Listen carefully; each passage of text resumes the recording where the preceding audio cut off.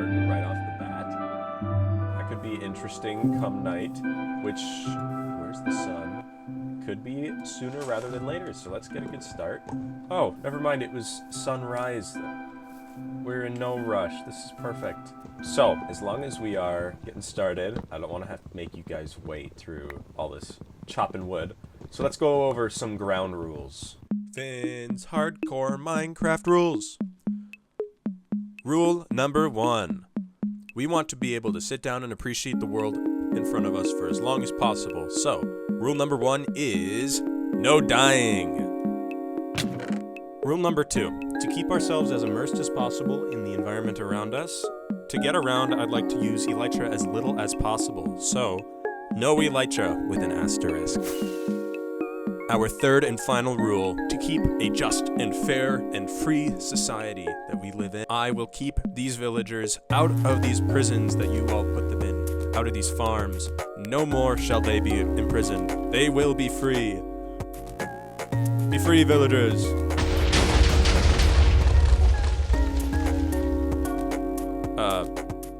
Back to you, Finn. Thanks, Finn. Let's replant some of these trees, because, you know, environment, it's good for the environment for trees to exist. Before we go caving or anything, I'd like to get started by grabbing some food. Now, half a stack of food, that should be more than sufficient.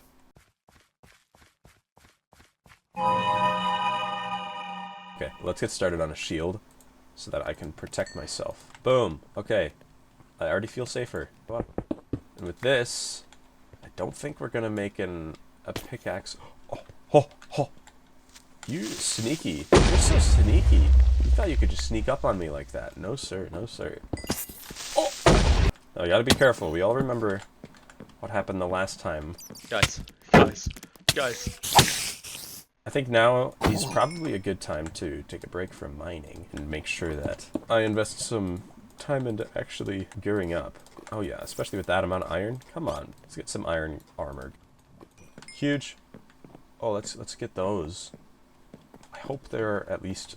Oh no. I can make a shovel.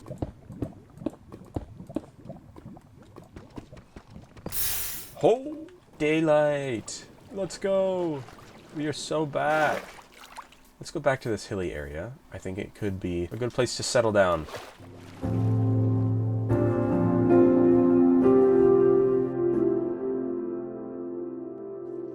Oh, that's dope, actually. The way that sticks out, it's like a mouth to a giant mountain creature.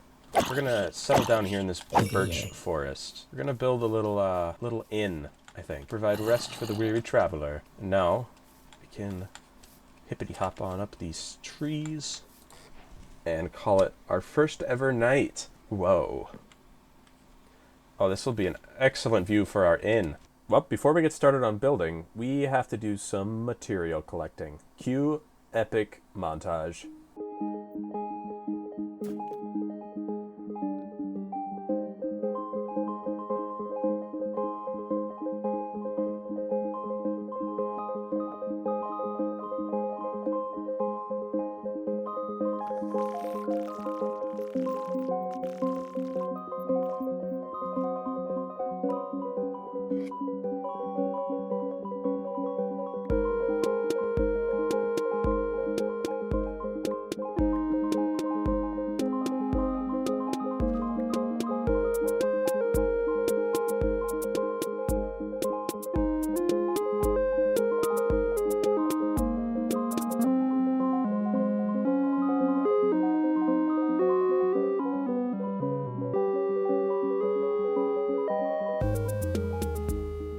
Alright, welcome back, guys. I think we've got all of the things that we need. We got lots of cobblestone, lots of tuff, lots of cobbled deep slate, and some wood here. And so we're gonna build in this area once I chop down these spruce trees. We're just gonna do the inn's exterior today, and we'll save the interior for next episode because I think I'd like to split it up that way. That way we know what kind of space we're working with and what the vibe we're going for. So, without further ado, let's get started.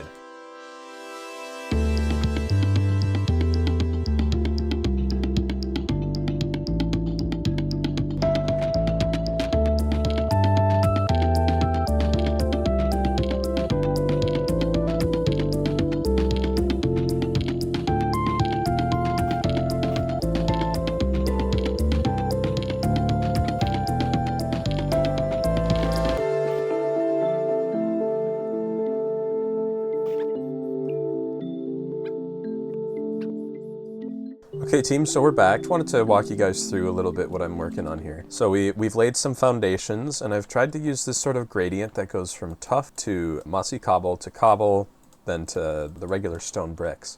And I think I really like this gradient here because it makes it really feel like this foundation has been here for a long time and it feels a little bit overgrown, and we'll end up taking leaves and we'll add some bushes around the edge here, but I think I like what we're doing here, and now we'll get a start on the second floor and the roof of the building. So let's get started on the second floor.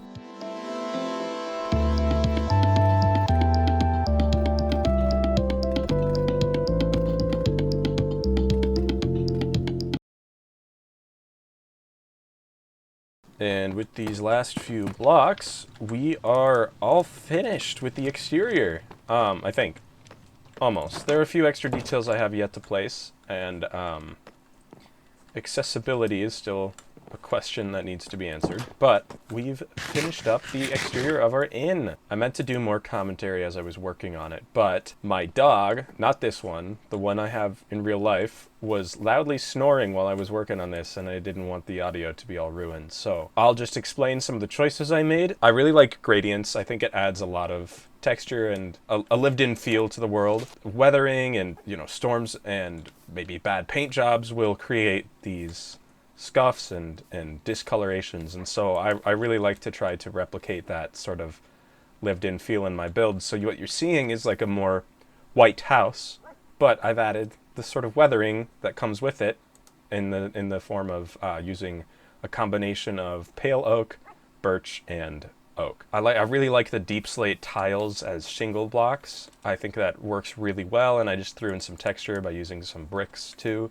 One other thing that I wanted to point out is I actually use oh crap, I'll deal with that later. So I actually use two thick walls, and you'll see that when I'm adding details later. So what I will end up doing is I'll add double pane windows that allow me to access different colors that you wouldn't normally be able to access just by using a one pane thick window. That, and then it's also nice because then I could have red walls in here and you would never be able to know from the outside unless you look through a window, because what you're seeing on the exterior is what I want you to see on the exterior. Now, as far as that goes, I want your guys' input.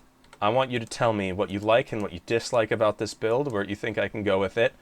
And I need to start enchanting and getting enchanted gear, because this iron gear, it's not going to last me forever. Like you can tell, my tools, I burnt through a lot of iron tools. I need to upgrade. So next episode, I want you guys to suggest what you want me to build for an enchantment setup. And I want it to be a completely separate building. I want to make like a fresh building for many of the game's different functions. So say like for my smelting, I'd like to make like some sort of forge or like an industrial looking building, like maybe a power plant or something cool. It would really encourage me to get around, visit my old builds as much as possible, and even like touch them up too. Like if I come back to something after learning a new technique or just having a fresh eye on it, I might see something that I want to improve. Like this, I'm sure I will come back and improve in the future. And I can't wait for that to happen, and I can't wait to hear everybody's feedback in the comments. So drop those suggestions below. I can't wait to keep working with you guys on this world.